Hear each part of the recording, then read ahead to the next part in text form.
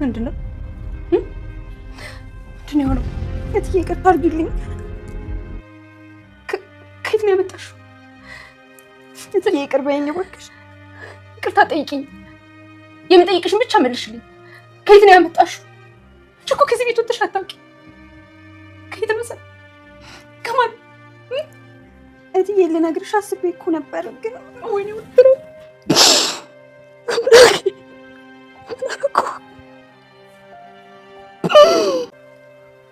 ምንም አልኩ ናታ። ቀለበኝ አባዬ፣ እቺ መኪና እኮ እንዴት እንደምወዳ። ችግር የለውም። ትንሽ ከፍ በይና መንጃ ፈቃድ ውስጥሽ ይገዛልሻል። ኧረ እኔ እንደዛ ማለት አይደለም። ለምንድን ነው ታዲያ መኪናዋን የወደድሻት?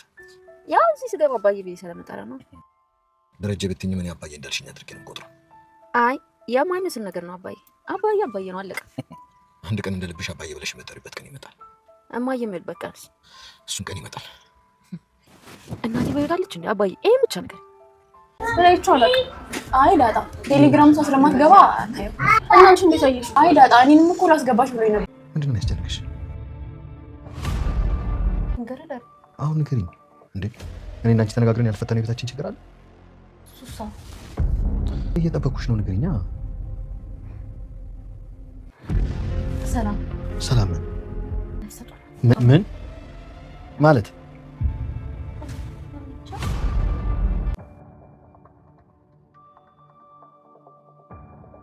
ሰላም አቢጌል ባቀጣጠለችው እሳት ለወይዘሮ ማርታ ምንም ሳትደብቅ ማርገዟን በግልጽ ተናገረች።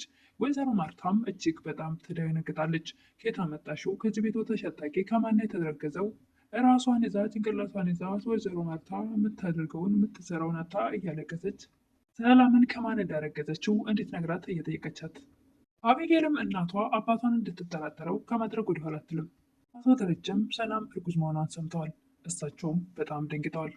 ሰላም ጤና ይስጥልኝ ውድና የተከበራችሁ በመላው ዓለም ያላችሁ ኢትዮጵያውያን ተወላጆች ናቸው። እግዚአብሔር ይመስገን ደህና ነኝ። ቀጣይ ክፍል 17 አብረን እናያለን።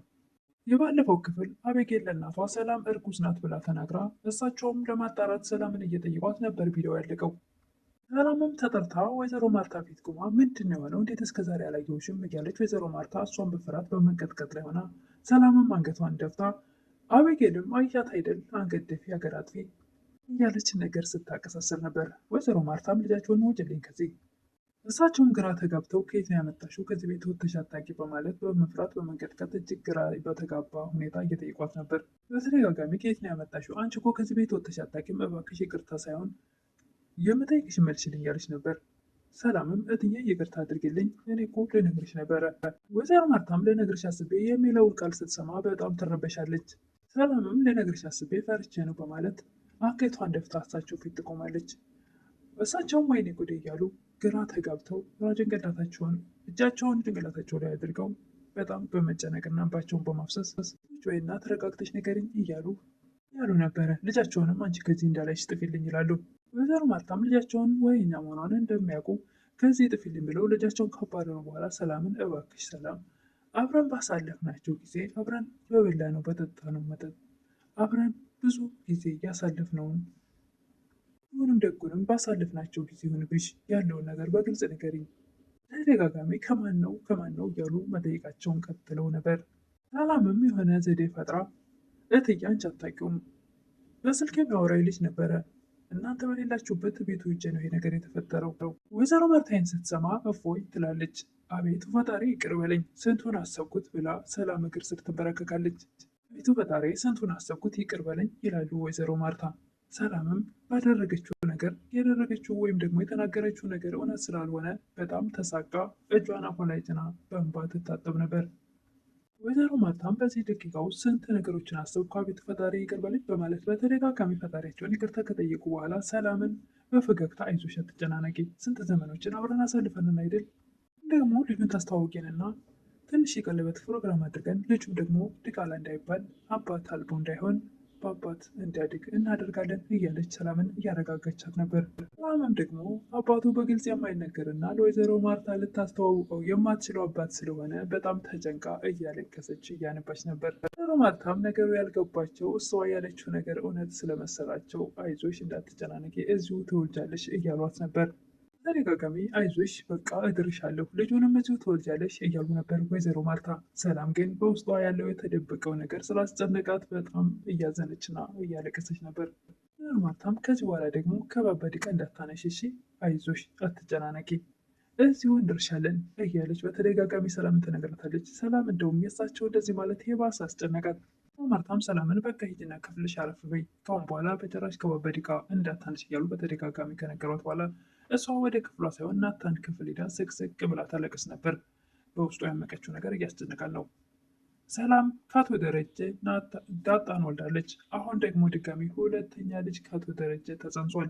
ይህን ነገር ወይዘሮ ማርታ የእናንተ የማታውቁት ሰው በሌላችሁበት ጊዜ በስልክ የሚያወራኝ ሰው ጋር ሄጄ ይሄ ነገር ተፈጠረ የሚለውን ነገር ስላመነች፣ ያ ነገር ግን እያስጨነቃት ነው። ሰውየውን አምጥተሽ ታስታውቂናለሽ እንደርሻለን የሚለው ነገር በውስጡ የታፈነው ነገር ደግሞ ወይዘሮ ማርታም ስላመኗት እሷ ደግሞ ታምኜ አልተገኘው በማለት እጅግ በጣም ጭንቀት ላይ ናት።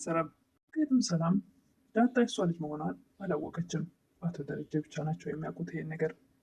እያለቀሰች እያለ ናታን ወደዛ ክፍል ይመጣል። ምን ሆነች ነው? ያስቀየመች ሰው አለ ሰላምዬ እያላት ነበር። ማንም አላስቀየመኝም እያለችው ነበር። እንደዚህ ሆነች እያለ እንዴት ነው ሰው አላስቀየመኝም የምትይው? ምን ተፈጥሮ ነው እያላት ነበር። እሷ ግን በግልጽ ልትነግረው አልፈለገችም።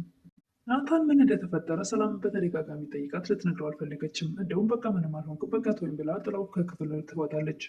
ዳጣ የአቶ ደረጀ ወይም ደግሞ የአባቷ መኪና ውስጥ ገብታ ይችን መኪና እወዳታለሁ ስትላቸው እሳቸው እገዛልሻለሁ ከወደድሻት እያሏት ነበር። አይ እኔ እኮ እንድትገዛልኝ ሰውን የወደድኳት አንተን እዚች መኪና ውስጥ ብቻ ነው አባዬ የሚልህ ለዛ ነው የምወዳት እያለች ነበር። ሽ አታስቢ፣ በግልጽ ወይም ደግሞ በነፃነት አባዬ የምትይበት ቀን ሩቅ አይሆንም እያሏት ነበር። እሺ እማዬ የሚልበት ቀንስ እኮ እሱም እንደዛው እያሏት ነበር አቶ ደረጀ። እናት በሕይወታለች እንዴ አባዬ ይህን ብቻ በግልጽ ንገረኝ እያለች ነበር ዳጣ። እሳቸው ለጊዜው ይህን ሊነግሯት አልፈልጉም። አቶ ደረጀ ያሰቡት ሰላም ቦታ ሲይዘዋት ሁለተኛ እህት ወይም ወንድም ተወልዶላት ዳጣ በነፃነት እናቴ አባቴ እንድትል ማድረግ የሚችሉበት ጊዜ ቅርብ እንደሆነ እየነገሯት ነበር። በእርግጥም ሰላምም ሆነች ዳጣ እናትና ልጅ መሆናቸውን በፍጹም አያውቁም ሁለቱም። አቶ ደረጀም ዳጣን አይዞሽ አትጨናነቂ፣ እኔ የሚጠቅምሽንም የማይጠቅምሽንም ለይቼ አውቃለሁ፣ ደግሞ ሁሉም ነገር አንድ ቀን እንደምንፈልገው ይሆናል እያሏት ነበር። እሺ በቃ አባዬ ትላለች። ግን ደግሞ ለምንድን ነው የፈለግሽኝ እያሉ ነበር አቶ ደረጀ። ዳጣ ስለ ውሃ ነበረ። ደግሞ ምን ሆነ ይችላሉ አቶ ደረጀ። ዳጣ ውሃ ኬክ ስለምትወድ እሷን ልትጋብዛት ከጓደኛዋ ጋር በወሰደቻት ሰዓት የዳጣ ውሃ ጓደኛ ለዳጣ ዳጣን አንድ የትምህርት ቤት ጓደኛዋ የማይፈልግ ብልግና ያለበት ግሩፕ ውስጥ አስገብቷታል ስትሏት ስልኳን ታያለች። ስልኳን ስታየው በጣም ትደነግጣለች። ይህን ነገር ልጅን መቆጣጠር አለብህ ወይም ደግሞ ስልኳን መቀማት አለብህ እያለች ለአባቷ እየነገረች ነበር ዳጣ። መልካም ነገር ከማሰብ ይልቅ መጥፎ ነገር የምታስበው ወይ ደግሞ መጥፎ ነገር ወደ ማሰብ የሚቀላት አብይን ለእናቷ እኔ የምለው እማዬ ለምንድን ነው ሰላም ከኛ ቤት የማትወጣው? ሰላም ግን ከኛ ቤት ነው እንዴ ያረገዘችው እያለች ነበር። እናትየዋም በጣም ትናደድና በጫማ ጥፊ ብላ ታስወጣታለች ከክፍል። ማለትም ልጃቸው ልታሳብደኝ ነው እንዴ? ሰላምም ያለቀሰችበት ራሷን ስላመማት ራሷን አስራ ቤት እያጸዳች ዳጣ ምን ሆንሽ? ያስቀየመሽ ሰው አለ እየተናገረችሽ እንዴ እያለቻት ነበር። እትዬ እኮ እንደዚህ አይነት ሰው አይደለችም፣ በእርግጥም ኃይለኛ ናት። በልጆቿና በትዳሯ ከመጡባት ኃይለኛ ሴት ናት። ልክ ነሽ እትዬ፣ ጥሩ ሰው ናት፣ ጥሩ እናት ናት ትላለች። አዎ ዳጣዬ፣ እትዬ ትዳሯን አክባሪ ባሏን አፍቃሪ ናት። እናም የወይዘሮ ማርታ ትዳሯን ማክበርና ባሏን ማፍቀር በልቧ ስታስበው ያስጨነቃት፣ በጣም ለመተንፈሱ ላይ ይከብዳታል። ትጨነቃለች። በልቧ የደበቀችውን ነገር ስላለ ይጨንቃታል። ምክንያቱም ወይዘሮ ማርታ ባለቤታቸውን በጣም የሚያፈቅሩትና ትዳራቸውን የሚያከብሩ ስለሆኑ ሰላም አስጨንቋታል። በውስጧ የተደበቀው ሚስጥር። ወይዘሮ ማርታ ይህን ነገር ብታውቅ ምን ይፈጠር ይሆን የሚለው ህመም ሆኖባታል። ሰላም እጅግ በጣም ተጨንቃለች። አቶ ደረጀም ባለቤታቸውን ወይዘሮ ማርታን ሰሞኑን ምን ሆነች ነው ማርታዬ፣ በጣም እየተጨናነቅች ነው እያሏት ነበር። እሳቸውም ይህን ያክል ያስታውቅብኛል እንዲህ እያሉ ነበር። አዎ በጣም ነው የሚያስታውቀው። ምንድን ነው ግን የሚያስጨንቅሻለው እያሉ ነበር እሳቸው። ዝም ብሎ የማይረባ ነገር ነው ባክቶ እያለች ነበር ወይዘሮ ማርታ። ደረጀ በተደጋጋሚ እንዴት ነግራቸው እየጠየቋት ነበረ። አጥብቆ ጠያቂ የእናቱን ሞት ይረዳል የሚባል አባባልና ወይዘሮ ማርታም ልንገርህ ደሬ ይላሉ። አሁን ንገሪኝ እና አንቺ ተነጋግረን ያልፈታነው ችግር አለ እንዴ? በተደጋጋሚ እየጠበኩሽ ነው ንገሪኝ ይላሉ። ወይዘሮ ማርታም ነገር እየከበዳት ሰላም ትላለች። ሰላም ምን ይላል አቶ ደረጀ። ነፍሰ ጡር ናት ትላለች ወይዘሮ ማርታ። አቶ ደረጀም ምን ብለው ይደነግጣሉ።